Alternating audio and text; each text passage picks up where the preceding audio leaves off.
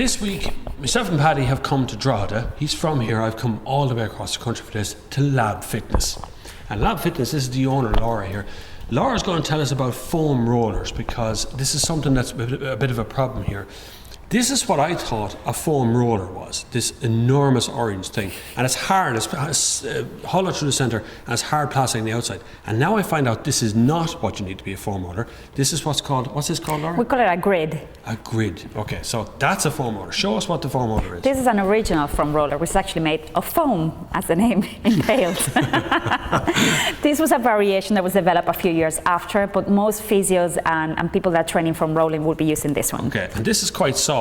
And looks very similar to a pool noodle, if you think of that, only much thicker and a little bit firmer than that. So where can it go wrong with this?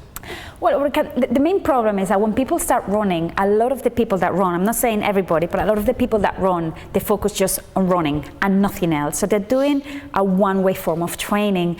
And this is the problem, that they start overloading the same muscles over and over again, and they're neglecting, especially the small supporting muscles.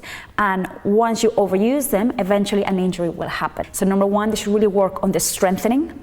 Number two, they should work on the flexibility and the core strength, which is we're talking about from rolling, and obviously on the cardio, which will be the running part of it. So not just only train one way, because when you train one way, it doesn't matter if it's just running, if it's only weight training. I see this the whole time. When you only train the one way, injury will happen eventually. Okay, so what with these you have is the same kind of exercises on this?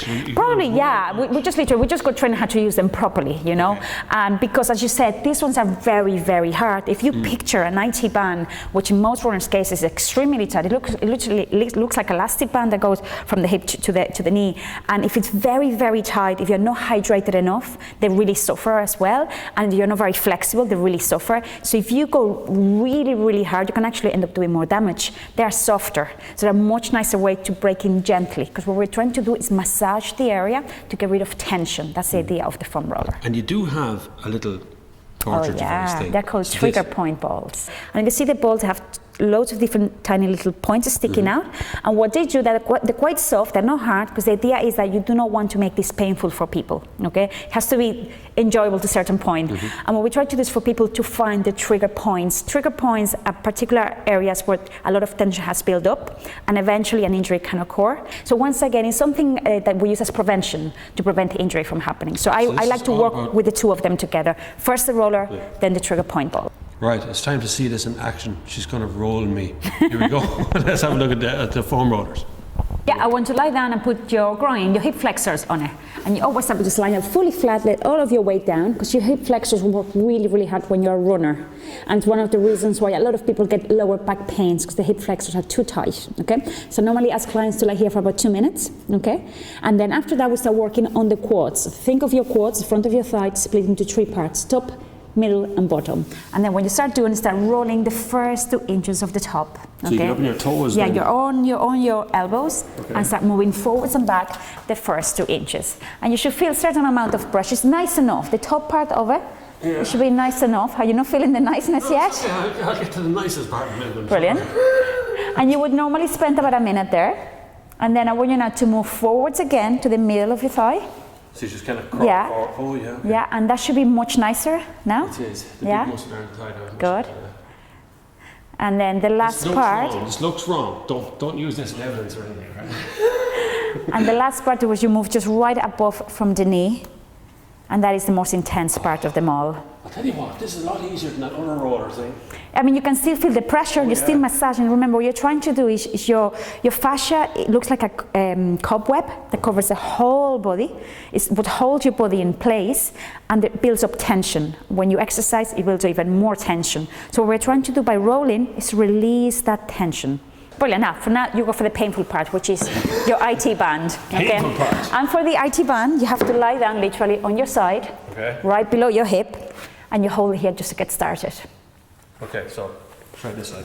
On your hip, on your elbow. Right on my hip bone? Yeah, you're right under the hip bone, Okay. And whenever you're comfortable enough, the same, split your IT band into 3 parts, and I want to start rolling the top of it. Rolling forwards and back. Remember to breathe deeply, because you do need oxygen to travel to the working area. If you tense a lot, you're making it harder for yourself. You do need to breathe. Oh my Good. And whenever you're ready, then you can move to the middle section of your IT band. Yeah. And as you work your way down, it does get more tense, more painful. And there are some people that can't handle, especially if dough under a rolling pin. You know that feeling like under the rolling pin? I really am actually feeling that right the way down the IT band. And then whenever you're ready, you can move to the bottom part, which is... And this is for relaxing. No, it's not for relaxing, it's for prevention. It's to stop us from getting injured. Brilliant. So now what I want you to do is you're going to sit on the roller, have your ball nearby. Sure. Just sit on it. Just sit on it. Okay. And normally glutes is another part that needs to work a lot. Your gluteus medius tends to carry a lot of tension, and we hardly stretch it because it's hard to target. Okay. So what I normally ask clients to do is to go onto one side and work on one glute in particular, which tends to be quite gentle. You don't feel much pressure with the roller, but it's just to massage the area. Okay. Yeah.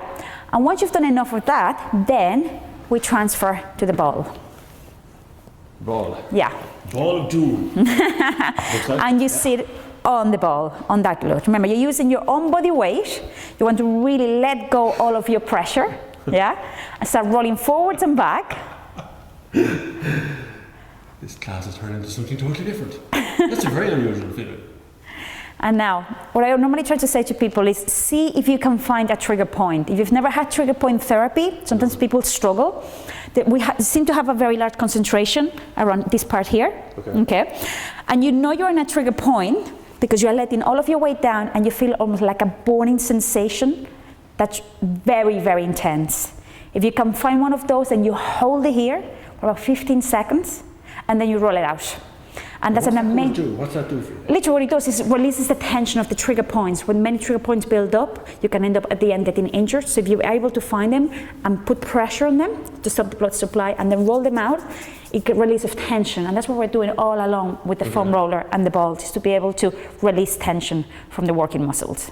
Okay. And how much do these things cost? They actually are expensive. Foam rollers are only about probably 15 pounds sterling, so about 20 euros. Okay. And the balls are, I think, about a tenner each. So it's not an expensive piece of equipment whatsoever. So top 3 tips then for someone who's starting off running for the very first time when it comes to this foam roller. Should they buy one? Buy one, attend a class with a qualified instructor so they'll have to learn the basics and then to make sure they keep practicing at home.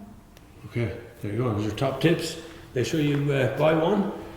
Attend a class where you can actually get some training with these sort of things, because it is quite having found this trigger point, and make sure you practice them all at home after every run.